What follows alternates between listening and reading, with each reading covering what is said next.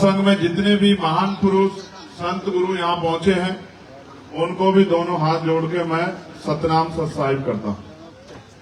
और मैं महाराज जी से प्रार्थना भी करता हूँ कि हमारी उम्र भी इनको लग जाए, ये दीर्घायु और समाज को इसी तरह से सही रास्ते पे ले जाने का काम करें।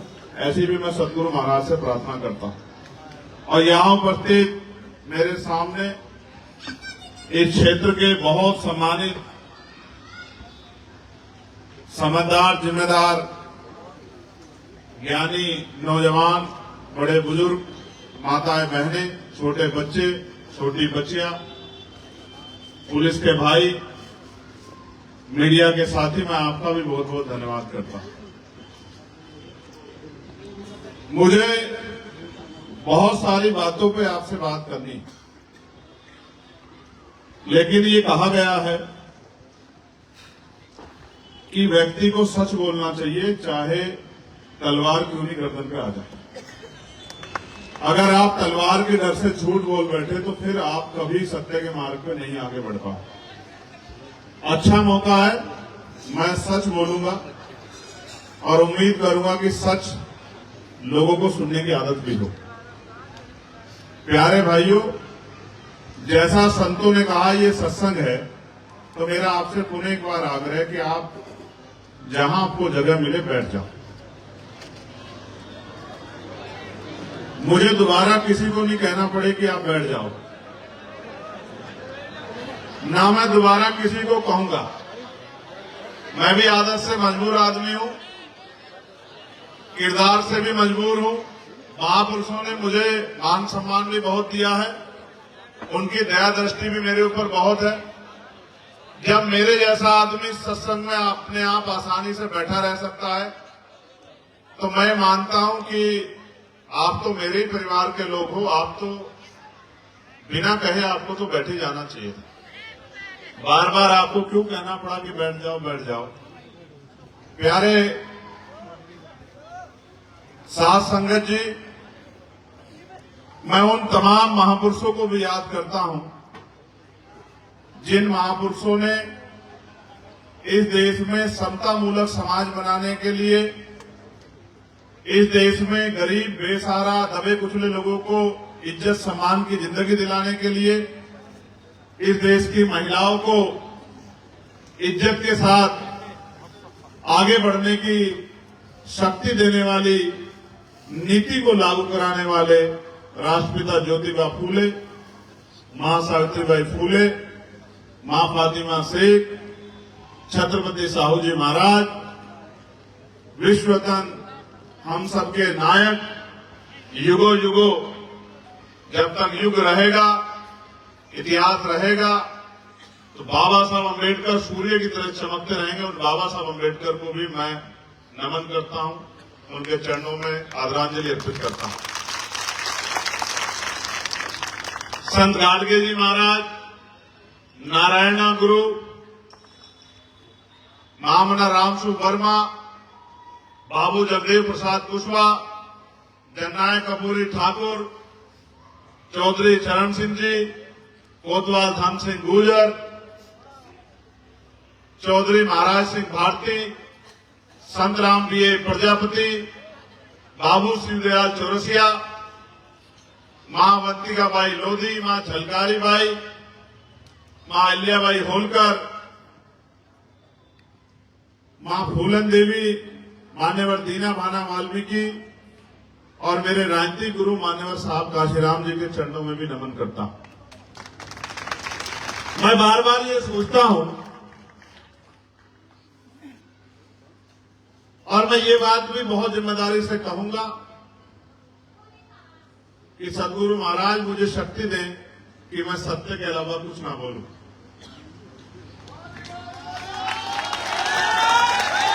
मैं बार बार ये सोचता हूं कि जब इस देश में राजतंत्र था, तो जिन लोगों को बराबर के हक अधिकार नहीं मिले थे, उनको गरीबी, बेबसी, लाचारी, बीमारी, तमाम तरह का अपमान, तकलीफ के साथ जीना पड़ता था। ये उनके भाग्य में लिखा हुआ था, क्योंकि राजशाही थी।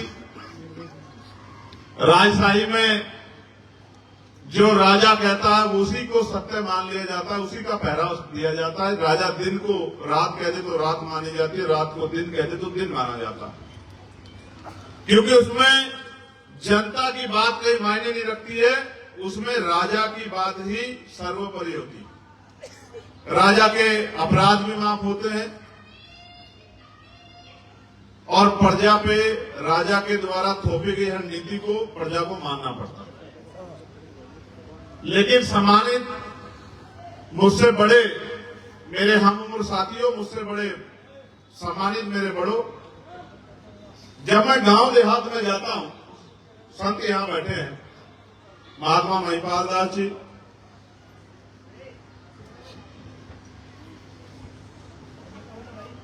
विषय कुछ और था, लेकिन मैं आपसे निवेदन करते हुए इस बात को आपके सामने रखना चाहता हूं।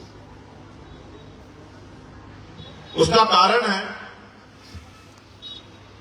अगर मैं अपनी तकलीफ आपसे नहीं बयां करूंगा तो करूंगा किससे? समाज के मार्गदर्शक लोग बैठे हैं, समाज के बीच में जाते हैं, समाज को रास्ता दिखाते हैं। मैं मानता हूं अखंड ज्योति सतगुरु समनदास जी जैसा सूर्य अगर ना जन्मा होता तो आज इतने लाखों लोगों के जीवन में इतना बड़ा बदलाव नहीं होता। जय जय। तो मैं सोचता हूं कि ऐसा क्या है कि आज भी इस देश में एक बहुत बड़ी आबादी रोटी, कपड़ा, मकान, स्वाभिमान, सम्मान, हक अधिकार के लिए लड़ रही है, जिनके घर देख के, जिनके हालात देख के ऐसा महसूस होता है कि ये आज भी इंसान जैसी सुविधाएं नहीं ले पाते। और फिर जब मैं लोगों के बीच जाता हूं, मैं जहां से चुन के आया हूं, नगीना से, मां यहां बैठी हैं, वो जानती हैं, उनका आशीर्वाद मुझे मिला है, पूरे परिवार का आशीर्वाद मुझे मिला है।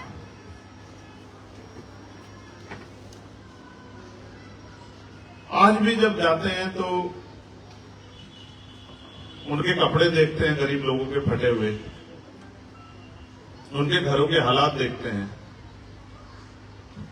उनके खाने के बर्तन देखते हैं, और जो घर के हालात होते हैं, रहने की जगह, सोने की जगह, तो ऐसा लगता है कि ये एक अलग दुनिया है, और जहां से हम लोग घूम रहे हैं, मिल रहे हैं लोगों से, वो एक अलग दुनिया।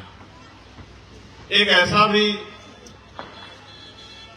समाज है देश के अंदर जिनके यहां 50 तरह का भोजन बनता है और 50 में से कोई एक भोजन पसंद आता है, उसको खा लेते हैं, 49 तरह का भोजन कूड़े में चला जाता है। सच तो यह है कि उनके कुत्ते भी, उनकी बिल्लियां भी, उनके चिड़िया तोते भी हमसे, जो बहुत बड़ी आबादी देश में रहती है, उससे अच्छा भोजन खाती। उनके यहां जो कुत्ता वो पालते हैं, उसको बढ़िया दूध पिलाते हैं कि कुत्ते का पेट ना खराब हो जाए, बीमार होने पे बढ़िया दवाई कराते हैं, गर्मी आती है तो उसके लिए एसी लगाते हैं, बढ़िया बेड सजाते हैं, सर्दी आती है तो उसके लिए उसको स्वेटर जर्सी पहनाते हैं, गद्दों की व्यवस्था करते हैं, कंबल की व्यवस्था करते हैं।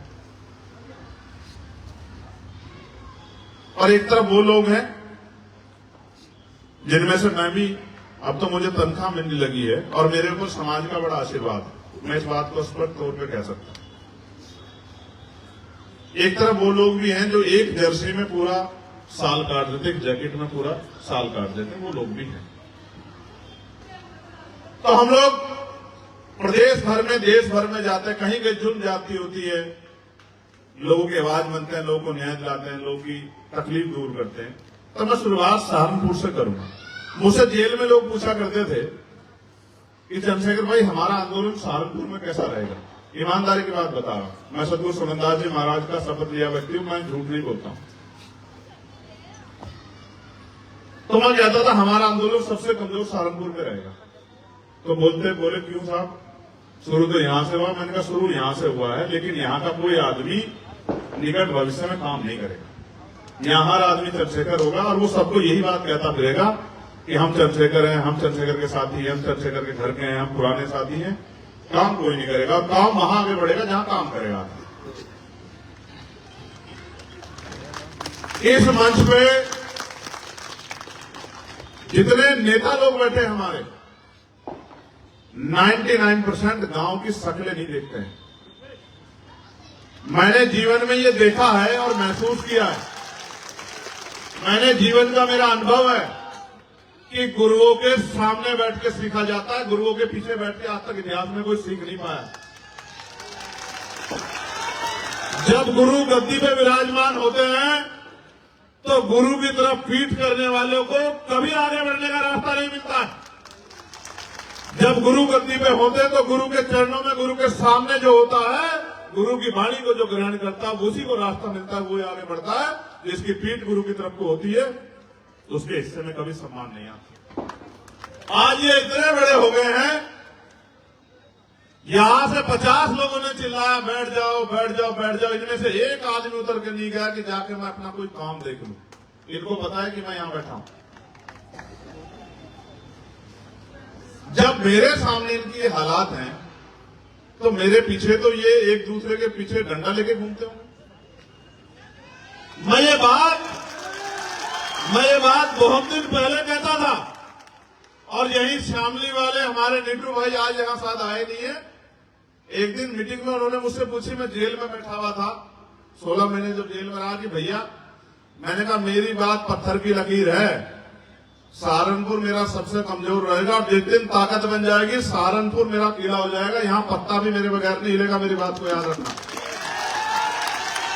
यहां सामाजिक, राजनीतिक, धार्मिक पत्ता भी नहीं हिलेगा मेरे बिना। जब मैं बाहर ताकत बना के आ जाऊंगा और जब तक ताकत नहीं बनेगी ये ना खुद काम करेंगे ना मुझे करने देंगे। और आज हालात जो कि तू है, मैं अपने सीनियर साथियों को भी आगाह कर रहा हूं,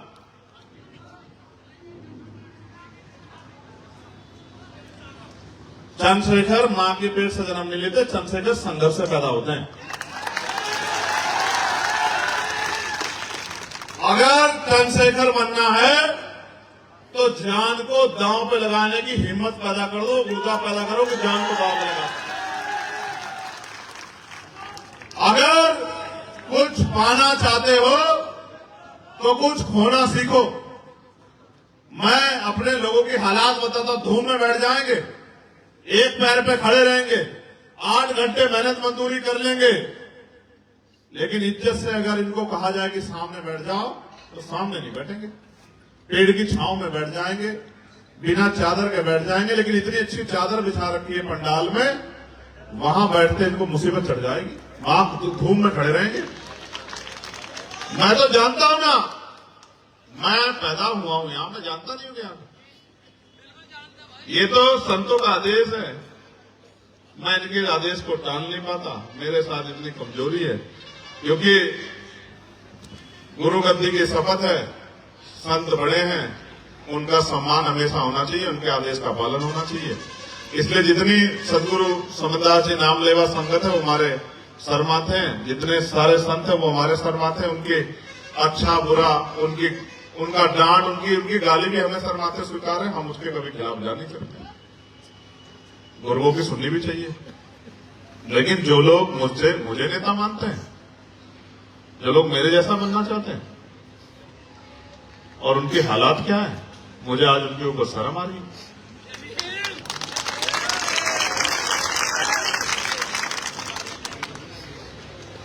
मैं तो आज भी ये कहूंगा कि तुम सब नेताओं से अच्छे तो मेरे दोनों भाई हैं, विनय रतन सिंह जी और कमल सिंह जी, जो आज भी मेरे साथ उतनी ताकत से खड़े हैं।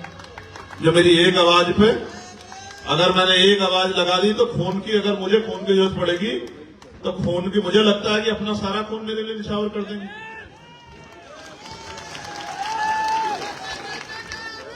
प्यारे साथियों, मैं बहुत लोगों की गारंटी नहीं लेता हूं, लेकिन मैं आपको एक वचन देकर कह सकता हूं, जब तक हम भाई हैं और हमारे खून में, शरीर में लहू का आखिरी कतरा है, हम अपने प्राणों को बलिदान कर देंगे, लेकिन आपके सम्मान स्वाभिमान से समझौता नहीं करेंगे, याद रखना।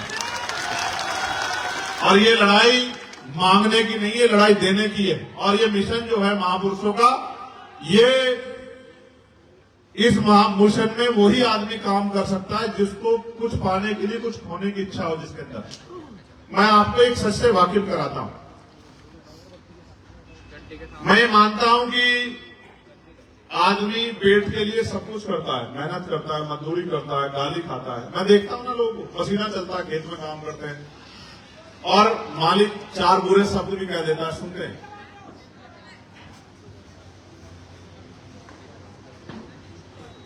किस लिए? इसलिए क्योंकि उसके कंधों पर जिम्मेदारी है और उसको अपने बच्चों का पेट पालना है। उसके कंधों पर जिम्मेदारी, इस वजह से वो 4 गाली भी खाता है, पसीना भी सहता है, बीमार होकर भी काम करता है। लेकिन सम्मानित साथियों,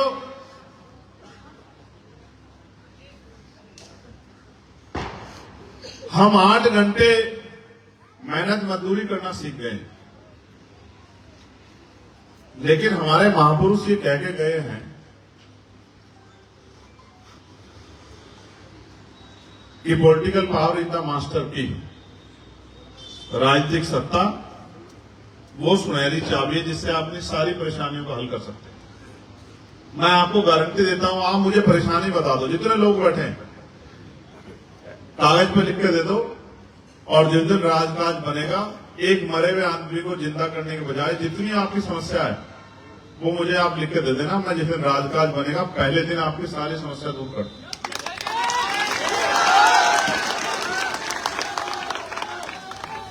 मैं कह रहा हूं, इतनी बड़ी समस्या क्यों ना हो, हम 8 घंटे मेहनत मजदूरी करना सीख गए हैं, हम चुगली करना सीख गए हैं, बुरा भला कहना सीख गए हैं, गाली देना सीख गए हैं, नीचा दिखाना सीख गए, लेकिन हम ये नहीं समझे कि हमारे गुरुओं ने क्या कहा। हमारे गुरुओं ने कहा, सत्संगत मिल रही है माधो जैसे मधुमक्खी, वही कामयाब होगा जो मिलजुल के रहेगा, जिसमें भाईचारा होगा। और उसका उदाहरण उन्होंने दिया कि अगर मिलजुल के रहोगे, इस तरह जिस तरह मधुमक्खियां रहती, तो अगर एक मधुमक्खी की तरफ कोई आंख उठाता तो सारी मधुमक्खियां ये नहीं पूछती कि आंख उसकी किसकी तरफ उठी थी, सब एकजुट होकर उसकी तरफ चल पड़ती हैं, तो सामने वाले के पैर कमजोर पड़ जाते हैं, कम कदम उखड़ जाते हैं, उसको भागना पड़ता है। यहां जिन लोगों के कंधे में मैंने जिम्मेदारी दी है पदाधिकारी बना के कि वो जाके काम करेंगे, मेहनत करेंगे, लोगों को जगाएंगे, भाईचारा बनाएंगे, संगठन बनाएंगे, वो लोग काम करने की बजाय मुंह दिखाने का काम करते हैं। मुझे जब मैं आ जाता हूं तो आ जाते हैं, जब मैं चला जाता हूं तो चले जाते हैं। ये लड़ाई, पूरा आंदोलन किसी को खुश करने का नहीं।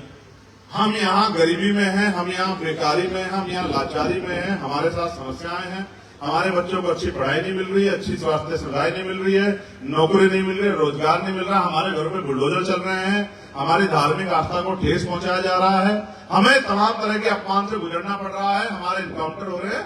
इन सबको खत्म कैसे करोगे? नारा लगा के, झंडा उठा के? ये तब खत्म होगा जब आप अपनी ताकत बना लोगे। आज कह रहा हूं आपसे, नगीना के लोगों ने आपको इज्जत दी, सहारनपुर के लोगों, नगीना बिजनौर के लोगों ने आपको इज्जत दी। आपको बिजनौर के लोगों का हाथ उठा के धन्यवाद करना चाहिए। मैं सांसद चाहे नगीना से बना है, देश के किसी भी कोने से बनता है, ये इज्जत सहारनपुर के लोगों को दी है। लोगों ने सहारनपुर पे भरोसा किया, सहारनपुर के खून को अपना खून माना। आपकी जिम्मेदारी बैठती है कि आप अपने क्षेत्र में ज्यादा काम करो। आज यहां हजारों की संख्या में, अगर आप दिन में 1 घंटा भी मेरी बात पे पहरा दो और काम करो जाके, तो मैं लिख के देता हूं। पंचायत चुनाव हमारे सामने, क्षेत्रीय चुनाव, ग्रामीण क्षेत्रों का चुनाव है, उसमें आबादी दलित, पिछड़े, मुसलमान लोगों की ज्यादा है। और जिसका बटन दबेगा, जिसकी मोहर रहेगी, उसकी ताकत बनेगी, और जिसकी ताकत बनेगी उस पे बजट आएगा, और जिसपे बजट आएगा वो ही विकास करा पाएगा। बाकी लोग बैठ के तमाशा देखेंगे। जो प्रधान बनेगा वही सड़क बनवा पाएगा, वही खड़ंजा लगवा पाएगा, वही बिजली की लाइट का खंभा लगवा पाएगा, वही और गांव में पंचायत घर बनवा पाएगा, वही धर्मशाला वही विकास के कार्य कर पाएगा। और जो 1 वोट से हार जाएगा वो क्या करेगा? वो प्रधान को 5 साल बुरा ही कहता रहेगा कि प्रधान बुरा है, बुरा है, बुरा। थम जाओ, थम जाओ, थम जाओ, थम जाओ, थम जाओ, थामत रखो। मैंने आपको क्या बताया? बहुत गौर से सुनना। एक गांव में 500 वोट है, 400 वोट पड़ी, एक आदमी को 200 वोट मिली, दूसरे आदमी को 199 वोट मिली। जीता कौन? कौन जीता? 201 वाला, ठीक है। हारा कौन? 199 वाला। अंतर क्या है? 2 वोट का। एक वोट इधर गिर जाए तो टाई हो गया, फिर पर्ची गिरेगी, पता नहीं क्या क्या होगा, कैसे बनेगा। एक एक वोट अहमियत रखती है, लेकिन हमारे नेता एक एक वोट को सोच के बैठे हैं कि हम क्यों तैयार करें, इनको तो चंद्रशेखर आके तैयार करेगा गांव में, ये तो उसका काम है, क्योंकि चंद्रशेखर अपने घर का काम कर रहा है। मैं बहुत सच्चाई की बात बता रहा हूं। 28 अगस्त थी भाई, जून 28 जून को देवबंद में जो मेरे ऊपर गोली चली थी, देवबंद के लोग यहां हैं, मैं अजय के घर से आ रहा था, देवबंद में जब मेरे ऊपर गोली चली, जिन लोगों ने गोली चलाई उन्होंने मेरे सामने खड़े होकर जश्न मनाया। उनको लगा कि ये मर गया। मैं आपको भी बता रहा हूं, गोली चला के 4-5 गोली चला के लगा उनको कि मर गया, तो सामने 10-20 मिनट 15-10 मीटर करीब होगी, कितने मीटर होगी? कौन है हमारी टीम में? डॉक्टर साहब, आप तो थे, कितने मीटर खड़ी होगी सामने गाड़ी में? 6-7 मीटर होगी। 6-7 मीटर पे उन्होंने खड़े होके खूब मुस्कुराहट ली और हवा में गोली चला के अपने आप को ये महसूस किया कि उन्होंने जिस काम के लिए आए थे वो काम हो गया। खुश हुए वो, और फिर वो अपनी गाड़ी को लेके चले गए। उनको लगा वो जिस मकसद से आए थे उनका मकसद कामयाब हो गया। अब आप ये देखो, अगर वो गोली 1 इंच इधर हो जाती तो आज यहां इस प्रोग्राम में चंद्रशेखर आजाद की तस्वीर लग रही होती है आपके, ठीक है। आप कितने आरोप लगा लो, कितना उपहास डालो, कितनी देर की बातें कर लो, लेकिन मैं चैलेंज करके कहता हूं कि अगले 10 साल में भी एक चंद्रशेखर पैदा नहीं कर पाते आप, क्योंकि उसको पता है कि उसके लिए कोई गोली इंतजार करना। ना आप व्यक्ति को पहचानते, ना व्यक्ति के किरदार को पहचानते। आप इस सहारनपुर के रहने वाले हैं, 16 महीने आप मेरे साथ थे, 16 महीने मैंने जेल काटी, आप गवाह हैं। अगर मैंने आप में से किसी के आगे आंसू बहा के कहा हो कि मुझे निकाल दो, मुझे जेल में नहीं रहना, आप गवाह हैं। जितने लोग यहां बैठे हैं, इतिहास गवाह है, मैंने कभी आंसू नहीं बहा जेल के लिए, और मैंने कभी नहीं कहा, इतिहास गवाह नहीं है, मैं इस बात का साक्षी हूं, वकील मेरे साथी इस बात के गवाह हैं, दोनों भाई यहां बैठे। मैंने कहा एक एक बच्चा जब बाहर चला जाएगा उस दिन के बाद मैं बाहर आऊंगा, जब तक सब लोग यहां से बाहर नहीं जाएंगे तो मैं बाहर नहीं जाऊंगा। कल किसी की मां से मैं किस तरह आंख मिला पाऊंगा कि उसका बच्चा जेल में है और चंद्रशेखर आजाद बाहर घूम रहा। 16 महीने में 2 बार जन्म लेता है बच्चा, 2 बार। 8-8.5 महीने का बच्चा जी जाता है। मैंने 16 महीने एक बार में इस दिन के लिए जेल काटी कि जिस दिन मुझे अवसर मिलेगा मैं इस अन्याय की ऐसी व्यवस्था बना के इस अन्याय का इलाज करूंगा कि दोबारा किसी गरीब के बेटे को कोई झूठे मुकदमे में फंसा नहीं पाएगा, किसी गरीब की बेटी पर कोई आग नहीं उठा पाएगा। अगर यह रास्ता सुख सुविधाओं का होता तो मैं आपको सच कह रहा हूं कि अगर इस रास्ते में सुख सुविधाएं होती तो मैं रास्ता कभी नहीं चुनता, क्योंकि मैंने अपने जीवन को अपने गुरुओं संतों के नाम, महापुरुषों के आंदोलन के नाम, उनके अधूरे सपनों के नाम समर्पित किया है। अगर ये रास्ता सुख सुविधा का होता तो मैं इसको कभी स्वीकार नहीं करता। ये संघर्ष का रास्ता है और यहाँ हर एक दिन चैलेंज है।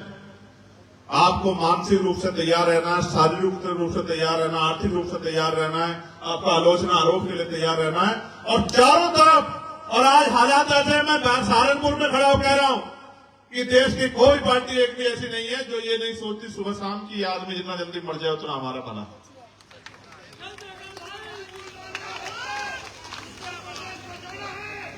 तो क्यों सोचती है, मैं आपको भी बता देता हूं, क्योंकि हर पार्टी में बड़े बड़े नेताओं के बच्चों को आगे बढ़ने का मौका मिल रहा है। उनको लगता है कि ये जमीन से जुड़ा हुआ गरीब का बच्चा आगे आ गया तो ये गरीबों से चुन के आया, गरीब के बीच का है, तो गरीबों की समस्या के लिए लड़ेगा। अगर उनके बच्चे जाएंगे तो अमीरों की समस्या के लिए लड़ेंगे। लड़ाई सिर्फ यहाँ पे खत्म होती है कि आपकी लड़ाई कौन लड़ेगा। मुझे आप ये बताओ अपने दिल पे याद रख के, चुनाव के बाद 5 साल तक आता है कोई आपके यहाँ से पूछने के लिए? पूछता है आपके घर में इलाज के लिए पैसे है नहीं है? पूछता आपके बच्चे को स्कूल की फीस चाहिए नहीं चाहिए? पूछता आपके घर में रोटियां नहीं है? देखता है कोई आपके यहाँ से? एक अकेला अपने सैकड़ों हजारों लाखों साथियों के साथ अगर खड़ा हो गया है तो सारे बड़े बड़े कोट पैंट वालों को, कुर्सी वालों को ये समस्या हो गई है कि ये 40 साल का है, अगले 10 साल में इतना काम करेगा, अगर ये जी गया इतना काम करेगा, देश के चप्पे चप्पे में आजाद समाज पार्टी पहुंच जाएगी, भीम आर्मी पहुंच जाएगी, इनकी ताकत बन जाएगी, तो फिर तो किसी के लिए कोई रास्ता ही नहीं बचेगा, क्योंकि ये कमाने खाने तो आया नहीं। आप ये सोचो अगर कमाने खाने आया तो इस बार मंत्री बनने का उभरता, फिर उसको लात क्यों मारता? इसलिए लात मारी क्योंकि हमारे गुरुओं ने कहा है कि किसी के आगे गर्दन झुकाना मत, चाहे गर्दन कट जाए। उन्होंने कहा आदमी भूखा रह सकता लेकिन अपमानित होकर नहीं रह सकता। अगर दुश्मन के खेमे में जाना होता तो फिर ये गोलियां काहे को खानी पड़ती? गोली पूछ के चलती है क्या? गोली बता के निकलती है क्या? मुझे तो इतना समय भी नहीं मिला कि वो गोली की आवाज सुनूं और देखो गोली लगी कहां। मेरे साथी गवाह हैं, उसमें किसी की भी जान जा सकती, जरूरी नहीं मेरी। डॉक्टर साहब भी उस गाड़ी में थे, सुखविंदर, मनीष भी उस गाड़ी में थे। मनीष के ऊपर से जहां गाड़ी की गोली लगी है, मनीष के बालों में से निकल के गई, सुखविंदर के पैर में जाके लगी, काशी भी उस गाड़ी में था। किसी को भी नुकसान होता, मुझे ही नहीं। लेकिन क्यों मारना चाहते हैं वो लोग मुझे? मैंने उनकी भैंस खोल ली है, मैंने उनकी जमीन छीन ली है, मैंने उनका कोई और नुकसान किया है? नहीं। उनको ये लगता है कि अगर ये ताकतवर होगा तो ये ताकतवर होंगे, और ये ताकतवर होंगे तो इन पर जुल्म करने की हिम्मत आपकी नहीं पड़ेगी, और इनकी जिंदगी बदलने का काम ये सब लोग मिलकर करें। बस ये लड़ाई है उनकी, मेरी और कोई लड़ाई नहीं है। ना मैंने एक जमीन खरीदी है, ना मेरी है, ना मैं लेके जाना चाहता। मैं आपको विश्वास दिलाता हूं जिस दिन जाऊंगा उतनी जगह लूंगा जितने में मुझे जलाया जा सके, दफनाया जा सके। इससे ज्यादा कुछ साथ लेके नहीं जाऊंगा, मेरी बात को याद रखें। और मैं फिर कह रहा हूं आपको, आप सतर्क हो जाओ। ये मेरे पुराने जो साथी हैं यहाँ, मैं देख रहा था, मैं कह रहा था, बैठने संत कह रहे थे, वहां खड़े थे, कोई टोपी पहन के खड़ा था, कोई जिला अध्यक्ष इसलिए खड़ा था क्योंकि सब लोग, जिला अध्यक्ष बहुत बड़ा है, बाकी लोग छोटे हैं। ऐसा इलाज कर दूंगा, ऐसा इलाज कर दूंगा कि अगले 10-20 साल जिला अध्यक्ष जैसी कुर्सी की तरफ नहीं देख पाओगे। जिले में, मंडल में पद लेके जो बैठे हो ना, अगर मेरे सामने अनुशासन में आप नहीं, लोग नहीं हो, तो मैं क्या मानूं कि आप मेरी बात को उस तरह पालन करते होंगे क्या? सबको बताएं मैं किसको कह रहा हूं। मेरी आवाज शामली तक भी जाती है और जो जिला पंचायत की तैयारी कर रहे हैं उन तक भी जाती है। समझदार बन जाओ। आप ही बताओ, थोड़े से अप्पर को कर ले भाई ने, कहां भी शोर करवा रहा कान में। मेरी एक बात को गौर से सुन के बताओ, इसी जिंदगी में जीना चाहते हो जिसमें जी रहे हो? खुश हो इसमें? इस गरीबी, बेबसी, लाचारी, बीमारी, अपमान की जिंदगी में खुश हो? हैं? ऐसे ही रहना चाहते हो? अगर ऐसा रहना चाहते हो फिर आपको मेरी जरूरत नहीं होनी चाहिए।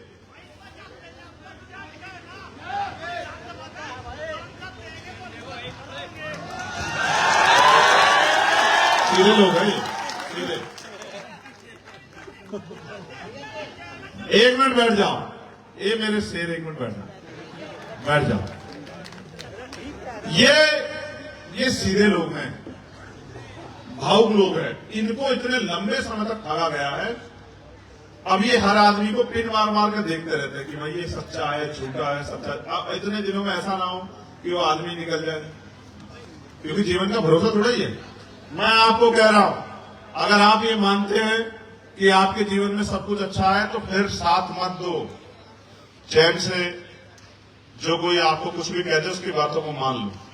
और अगर आप ये मानते हैं कि ये आपका असल खून है, ये आपको धोखा नहीं देगा, मिट जाएगा, तो फिर घर से निकलो, पहले अपने गांव को तैयार करो। गांव में जो और भाई रहते हैं अन्य जाति धर्म के, उनमें भाईचारा पैदा करो। अब तक हम सबको बनाते आए, उनसे कहो कि आप हमारे साथ खड़े हो जाओ, आपकी तरफ कोई आंख उठाएगा तो आपकी जहां पसीना पड़ेगा हम लोग खून देने का काम करेंगे। यहाँ इसी जिले में, इसी प्रदेश में आज मुसलमानों के क्या हाल है तुलसीदास जी? ये हाल है मुसलमानों के कि सुबह निकलेंगे तो ये नहीं पता शाम को इज्जत से घर पहुंच जाएंगे। ये हाल है। ये नहीं पता कि कोई दाढ़ी के नाम पे, टोपी के नाम पे, धर्म के नाम पे खाल उतार लेगा, नहीं पता है। और अगर उनके लिए कोई लड़ सकता है तो ये नीले पटके वाले लोग, कमजोर वर्गों के लोग ये लड़ सकते हैं। आज हमारे गुर्जर समाज के लोगों को तमाम तरह का अपमान सहने के लिए मजबूर किया गया, और जो लोग लड़ने आए स्वाभिमान के लिए उनको मेरठ में जेल में बंद कर दिया गया, कोई पूछने वाला नहीं। जब मैं यहां से जाने घोषणा करता हूं तो सारे नेताओं को लगता है ऐसा ना हो कि ये बहुसंख्यक गुर्जर समाज चंद्रशेखर आजाद की तरफ चला जाए, तो फिर दौड़ने लग जाते हैं कि हम भी आगे, हम भी आगे। मैं आपको ये कह रहा हूं, अभी तो मैदान सजा है ना, अभी तो जुमे 8 दिन हुए, अभी तो मैं आया हूं मैदान में, अभी तो आया हूं। मुझसे जो पुराने नेता हैं, जो लोग मेरा उनसे कंपैरिजन करते हैं, कैसे हो सकता है? वो इतने बड़े हैं, उनके कद के सामने मैं बहुत छोटा सा, उनको इतनी बार मौके मिले, मुझे मिला क्या है अभी तक? एक मौका चंद्रशेखर आजाद को बराबरी का मिलने तो दो, फिर कंपैरिजन करना, फिर कंपैरिजन करना। देखो मेरी बात को सुनो, कोई गलत बात नहीं है, किसी को बुरा नहीं कहना, किसी के आलोचना नहीं करनी, सब अपने हैं। भाई आप इनको मोटरसाइकिल मिली है बजाज की पल्सर 200 सीसी, और मुझे भी बजाज की पल्सर 200 सीसी मोटरसाइकिल मिली है। मैदान खाली है, रेस है, आपको आपकी मोटरसाइकिल आपके पास, मेरे साथ रेस लगाओ, जो जीत जाएगा। यही तो मुकाबला है ना बराबरी का। अगर आप में पल्सर है और मुझे वो दे दो प्लेटिना और कहो मुकाबला कर लो, ऐसा हो सकता है क्या भाई? समझे नहीं समझे? तो अभी तो चंद्रशेखर मैदान में आया है, अगले 5 साल में अगर वारे नारे ना कर दिए तब कहना कि चंद्रशेखर आजाद जैसा दूसरा हो सकता है। अभी से नहीं देखा आपने कितनी दहशत है? जो अन्याय करना चाहता है, आप जानो ना जानो, अभी वो एक सभा मथुरा में कुछ लोग कर रहे थे, वहां बाबा साहब अम्बेडकर का पार्क है, उसमें कुछ हो गया, तो बहुत एक दो पंचायत कर रहे थे, तो एक बड़ा समुदाय बैठ के, मैं तो उनसे लड़ भी नहीं रहा हूं, तो कह रहे हैं उनका एक नेता है, वो राउंड करके उसके पास गए हैं और गाली देके साहब बोले कि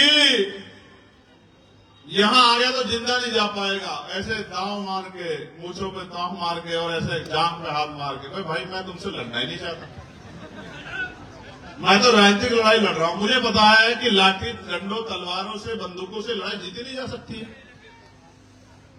मैं तो इस लड़ाई को लड़ना ही चाहता। जिस दिन इस लड़ाई को लड़ने जैसी नौबत आई देश में और लड़नी पड़ी, उस दिन भी इतिहास पढ़ लेना। मैं तो संविधान को मानने वाला व्यक्ति हूं, वोट की ताकत को जानता हूं, वोट की ताकत को समझता हूं, वोट के लिए इनको तैयार कर रहा हूं। बाबा साहब इतनी बड़ी ताकत दे गए, जिसे चाहे कुर्सी में बिठा दो और जिसे चाहे जमीन पे पटक दो। 2007 के बाद सहारनपुर के एक नेता कभी किसी सदन के मेंबर नहीं बन पाए थे। इस बार आपकी ताकत नहीं, उनको लोकसभा में चुन के जो है वो दिल्ली भेजने का काम किया। आपको याद है नहीं याद है? ये आपकी उंगली की ताकत है, जिसे चाहे कुर्सी में बिठा दो और जिसे चाहे जमीन पे पटक दो। आपने मेरे कहे पे मेरी बात को पहरा देते हुए यहां कैराना में भी, मुजफ्फरनगर में भी, सहारनपुर में भी मेरी बात को मजबूत करने का काम किया। मैं आपका आभारी हूं, लेकिन मैं आपको ये कहना चाहता हूं, अब नंबर आपका आ गया है। आपने बहुत लोगों को बनाया बिठाया, अब आपको बैठना है। क्या आप बैठना चाहते हो? नहीं बैठना चाहते हो? इस जिले में जिला पंचायत का चुनाव है। कितनी जिला पंचायत है डॉक्टर साहब? 49 जिला पंचायत है। विपक्ष को आप 30 जिता दो, 35 जिता दो, सारे भाग जाएंगे, दोपहर में बिक जाएंगे, वोट जनता के लेंगे, किसी और के खेमे में बैठ जाएंगे। पिछली बार इस बात की गवाही है, आपसे छिपावा नहीं है। पिछली बार कितने किस पार्टी के भाग गए थे आपको पता है नहीं पता है? तो एक चीज और जान लो, जिला पंचायत सदस्य के पास बजट नहीं होता, जिला पंचायत अध्यक्ष के पास बजट होता है। आपने सदस्य को वोट दिया और वो सदस्य भाग गया, तो जिसके ज्यादा सदस्य होंगे उसका बहुमत बनेगा, उसका वोट बनेगा। तो मैं आपसे आज ये मांगना चाहता हूं, जिला पंचायत सदस्य का चुनाव आ गया आपके सामने, मेहनत करना, घर से निकलना, ये सोचना प्रत्याशी नहीं लड़ रहा है, मैं लड़ रहा हूं, मेरा भाई लड़ रहा है, चंद्रशेखर आजाद ने आवाज दी है, मुझे उसकी ताकत बना के देनी है, उसे आंख मिला के कह के दिखाना है कि देख भाई, मेरे गांव में 700 वोट थे, 550 पड़े, 525 तुझे देकर दिखाया है, अपना काम कर दिया। अब तेरी जिम्मेदारी है कि इनको संभाल के अपनी ताकत बना के हमारे क्षेत्रों में काम करवा के दिखाना।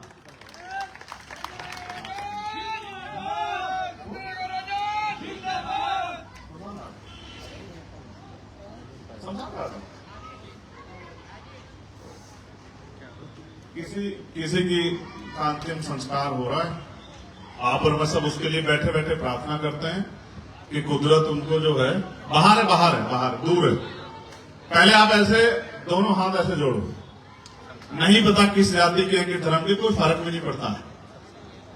अच्छे काम सबके लिए, बुरे काम किसी के लिए नहीं। आप सब लोग प्रार्थना करो, वो जिस भी परिवार से हैं, कुदरत उनको, सतगुरु महाराज उनको अपने चरणों में स्थान दे और उनके परिवार को दुख सहने की शक्ति दे। कोई भी हो, चाहे किसी भी समाज का हो, इंसानियत के सबसे बड़ा जो धर्म है वो इंसानियत है। ऐसे दोनों हाथ जोड़ के 1 मिनट के लिए मौन करके प्रार्थना कर लो। मैं भी माइक रख रहा हूं।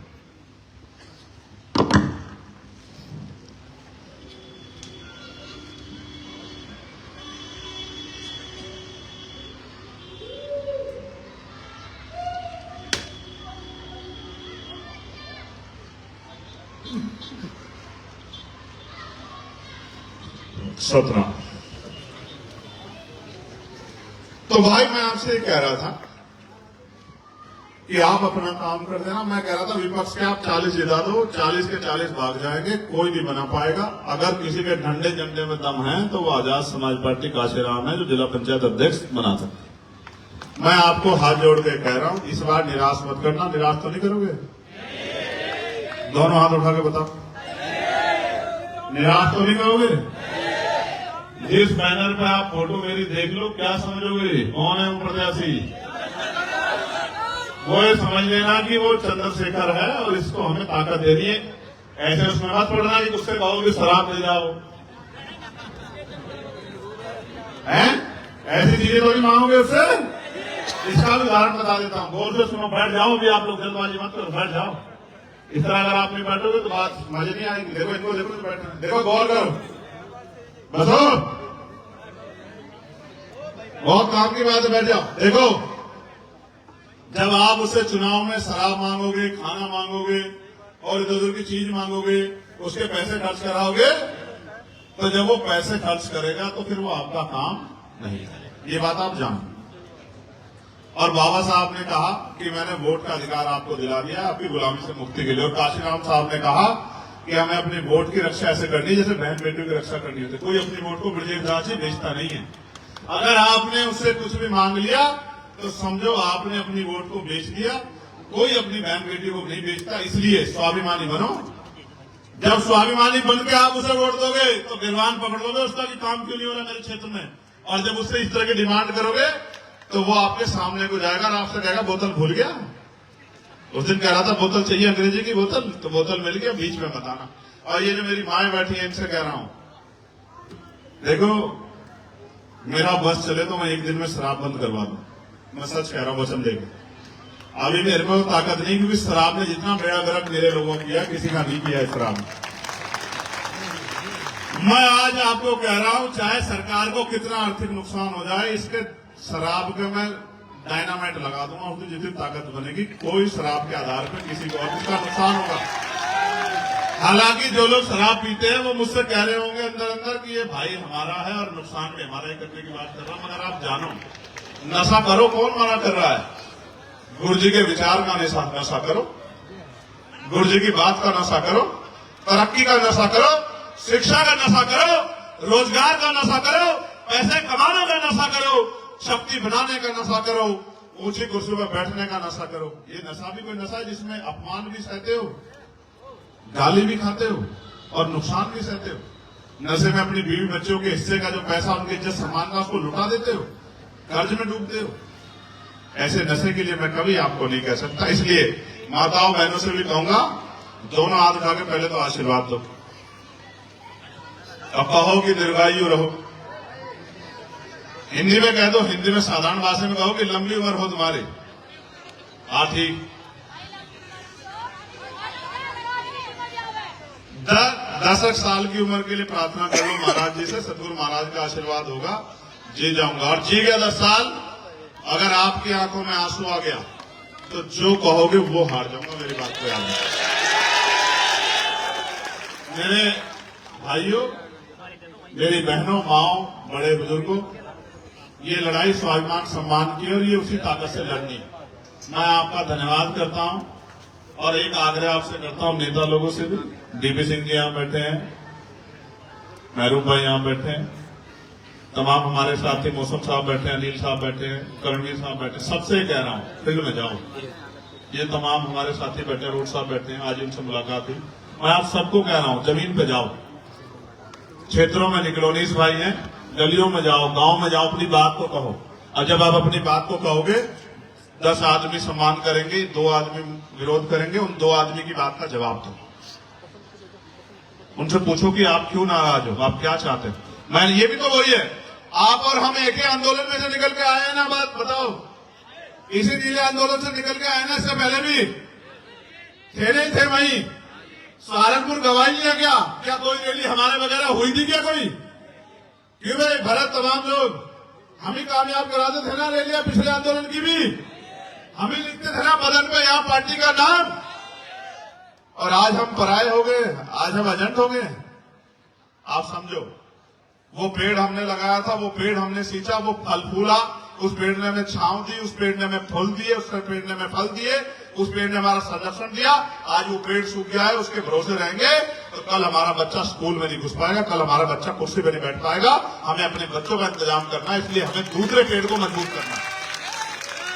इसलिए मैं किसी को ना आज बुरा कहता, ना कल बुरा कहता, ना कल बुरा कहूंगा। मैं एक ही बात जानता हूं, जो आया है वो जाएगा, जो बना है वो नष्ट होगा और अहंकार कभी नहीं रहता। लोकतंत्र में जनता मालिक है, जिनका हाथ जिनके सर पे होगा वो नेता होगा, वो ताकतवर होगा, और जो ताकतवर होगा उसी को काम करने का मौका मिलेगा। मेरी तो ताकत आपके पास है, आपको तय करना है कि आप मुझे ताकतवर बनाना चाहते हैं, बनाना चाहते। आपने मुझे इतना प्यार दिया, मेरी बात मान के कुछ गैर जिम्मेदार नालायकों को छोड़ के जो खड़े, कुछ है बस ये, बाकी बहुत जिम्मेदार लोग हैं।